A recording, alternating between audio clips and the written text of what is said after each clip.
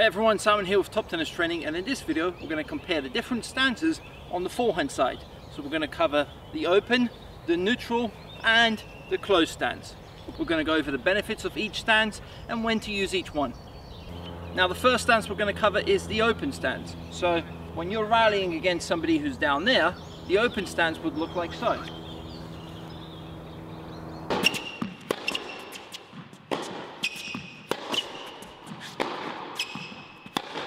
So from the front on position, that's the open stance right here.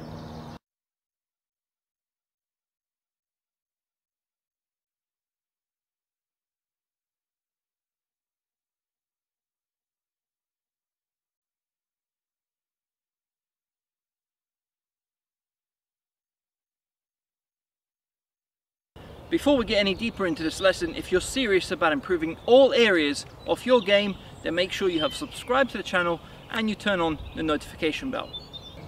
Now as you can see, I'm side on with my body here, so my left shoulder is still facing the net with this open stance, but my legs have turned and my hips have turned. A massive power source on the open stance is that hip loading and unloading, so the coiling of the hips and then the uncoiling.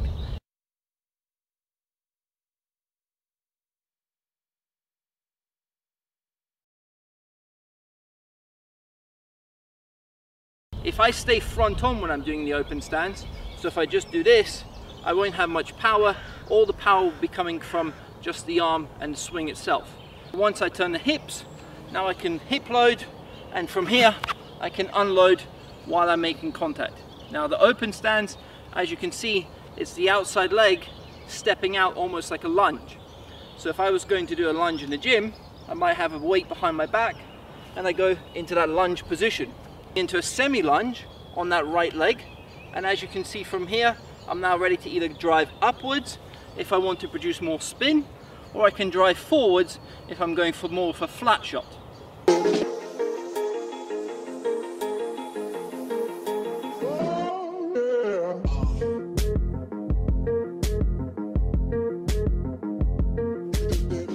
Now if you want more help with all areas of your forehand, we have a free forehand PDF that you can download right away. I'll leave the link under this video. All you have to do is click on that link. That will take you to our website. You simply enter your email address and we'll send you that free guide right away. That's 5 steps to hitting the perfect forehand in tennis. Now the open stance is very versatile. We can use it in many different situations. For example, if I'm being pushed out for a slightly wider forehand and I don't have time now to step in, I can simply just go with my right leg, hit that shot and then recover. Now because the last step is with my right leg, that outside leg, it aids the recovery. It makes it much easier for me to get back into position.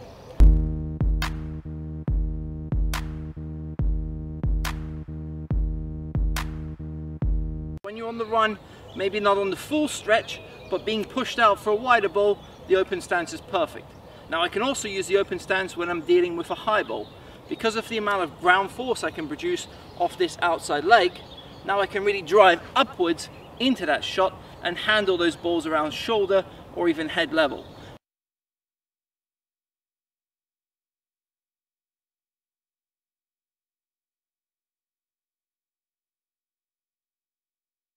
And that's why you'll see often the players using the open stance even on those shorter balls where they're a little bit higher. So if I'm dealing with a short forehand and it's around chest height, that's when I can use that open stance to then load up on that outside leg, drive up, and then go forward into the court.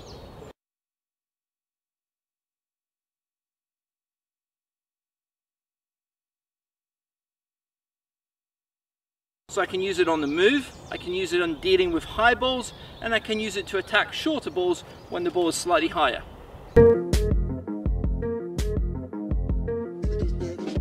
The next stance we're going to cover is the neutral stance. Now this is where you have your left foot, if you're a right-handed player, stepping forward in front of your right foot, so they'll end up in line. Now a lot of people refer to this as the closed stance. So this position here.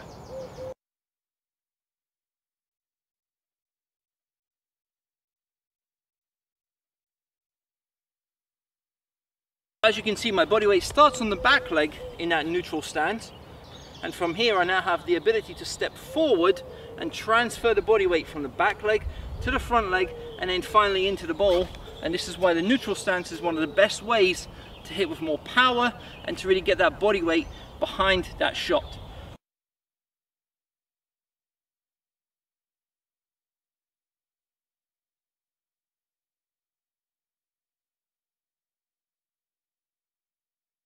I'll notice when I'm using that neutral stance, I'm not stepping across the body's line, because once I start stepping across, it becomes the closed or the semi-closed stance. And those two stances will make it much harder for me to uncoil and properly open up after I make contact.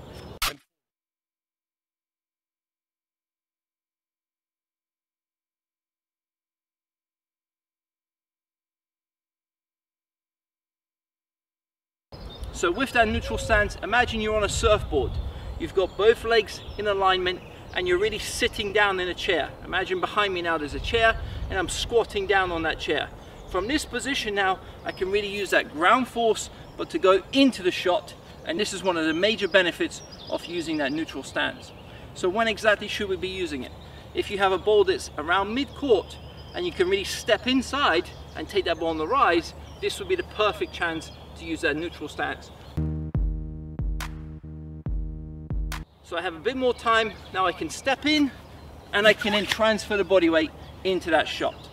Remember, once you start stepping into the court, you're also taking time away from yourself along with taking time away from the opponent.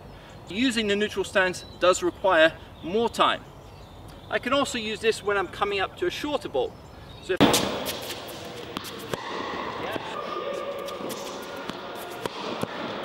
So if I have a slightly shorter ball and it's around waist height or even chest height, I can step in with the neutral stance and I can get my body weight going into the court by stepping forward and then rotating after I make contact.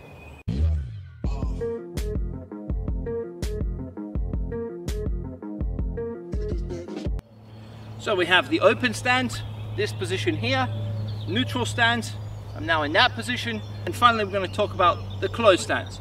So the closed stance is where you have your left leg across your body's line and you're stepping almost into that lunge, but on your left leg now. So if I'm doing a lunge with my right leg, it's going to be open stance, and if I do a lunge with my left leg, that's the closed stance.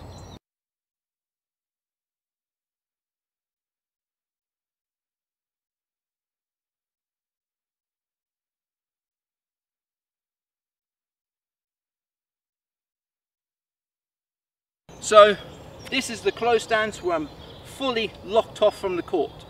Now you might have to use this stance when you're on the full run, and you have to try to avoid this stance at all costs, but sometimes it's inevitable. So if I'm being pushed out for a really wide ball, I'm on the full stretch, the last step I take might have to be with my left leg because of the strides that I've taken up to that point. So I might be on the full run and now I can't do open stance, I don't have time to set up. I put this leg, I hit the shot, and then I finish. So it's more of a stance that I'll use on the full run, and I can do this either cutting off an angle or being pushed out for a really wide forehand. But in general, you want to avoid this closed stance, because what happens is if I do step across on a normal forehand, now the rotation is completely blocked, I can't uncoil the hips, it's very hard for me to go from here to here and then recover. So I want to really avoid this stance at all costs unless it's on the full run. Now a great way to visualize those different stances is to imagine you're standing in the middle of a clock. So we have 12 o'clock up here, 3 o'clock here, 6 o'clock and 9 o'clock. And when I do the open stance, my right leg would be heading towards 3 o'clock and my left leg would be heading towards 9 o'clock. From here I can really uncoil as I make contact. When I use the neutral stance, my right leg will now be heading towards 6 and my left leg towards 12 o'clock. Side on position, and as I make contact I can now uncoil and really pivot around that front foot. So from here, pivot and come round. And when I use the closed stance, my left leg will now be heading towards 3 o'clock and my right leg towards 9 o'clock. And as you can see, I'm really locked off here, but if I have to, I will use this on the full run, pick up the ball, and then get back into a good position, hopefully. Now we also have the semi-open stance and the semi-closed stance. So the semi-open stance would be between the neutral and the open. So if my open stance is here and the neutral is here, the semi-open is in between. And the semi-closed stance is in between the neutral and the closed. So neutral stance, closed stance, semi-closed. This is where you're stepping across, but not as far as with that closed stance. So it's really important to master the open stance, the semi-open, and the neutral stance. These are the three stances that you want to be playing with 95% of the time. Yes, you might have to use the closed or the semi-closed on a really extreme wide ball, but in general, we avoid those stances because it blocks the rotation and makes the recovery much harder. Now, if you've enjoyed this video, make sure you click that like button, subscribe to the channel, of course, and leave a comment down below. Tell us what you'd like to see from us in the near future. Also share this video. Share it with anyone who would benefit from learning the different forehand stances. Signing off, Simon from TTT. All the best and see you soon, guys.